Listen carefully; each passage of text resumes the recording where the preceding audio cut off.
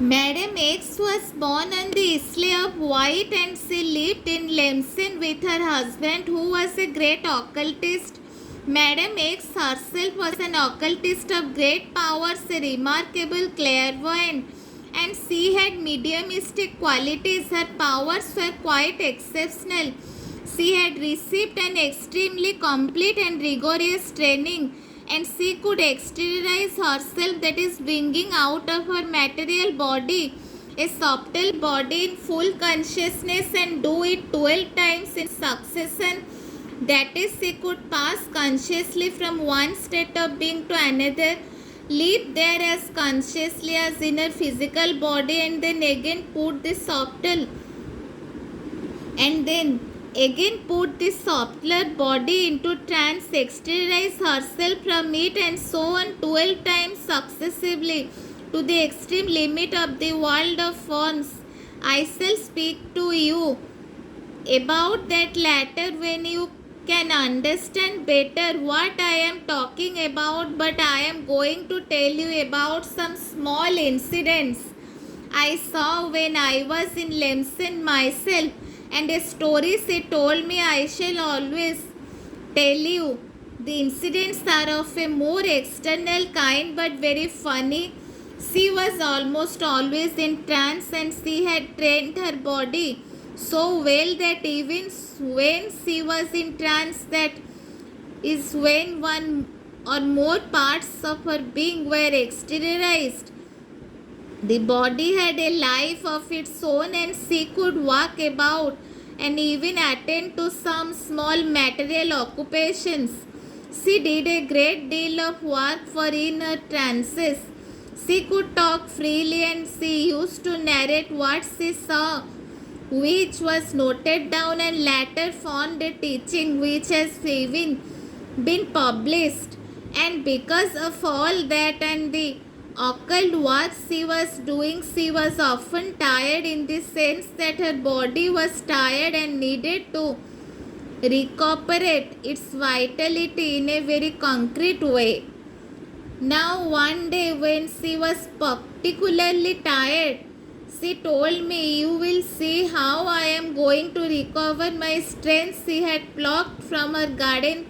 It was not a garden, it was a very vast estate with ancient olive trees and fig trees such as I have never seen anywhere else.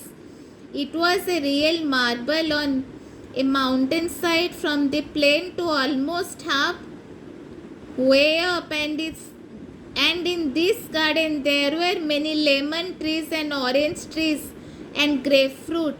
Grapefruit has flowers which have an even better fragrance than orange blossoms. They are large flowers, and she knew how to make an essence from them herself. She had given me a bottle well. She had plucked a huge grapefruit like this, gesture very large and ripe, and she lay down on her bed and put the grapefruit on her solar plexus. Here, gesture like this, holding it with both hands. She lay down and rested. She did not sleep, she rested. She told me, "Come back in an hour." An hour later, I returned, and the grapefruit was as flat as a pancake.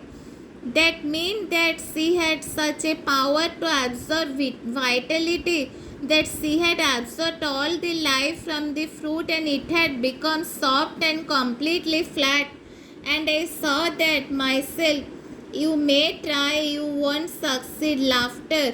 She also had the power to dematerialize and rematerialize things. And she never said anything. She did not boast. She did not say, "I am going to do something." She did not speak of anything. She just did it quietly. She did not attach much importance to these things. She knew they were just a proof that there are other forces than purely material ones. When I used to go out in the evenings towards the end of the afternoon, I used to go for a walk with Monsieur X to see the countryside, go walking in the mountains, the neighboring villages. I used to lock my door. It was a habit with me.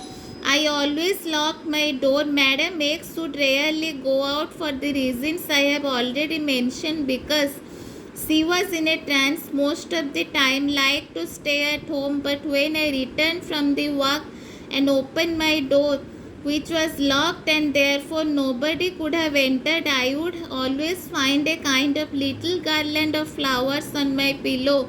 There were flowers which grew in the garden. They are calling Bellis de Nuit. We have them here. They open in the evening and have a wonderful fragrance. There was a whole alley of them with big bushes as high as this. They are remarkable flowers. I believe it's the same here. On the same bush there are different colored flowers, yellow, red, mixed violet. They are tiny flowers like blue whales, no, rather like the convolvulus. But these grow on bushes. Convolvulus is a creeper. These are bushes. We have some here in the garden. She always used to put some behind her ears, for they have a lovely smell, oh, delightfully beautiful. And so she used to take a walk in the alley between these big bushes, which were quite high, and she gathered flowers. And when I came back, these flowers were in my room. She never told me how she did it, but she certainly did not go in there.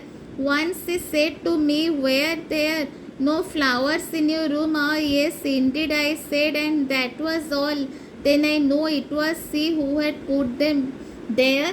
Thank you, Jai Srima.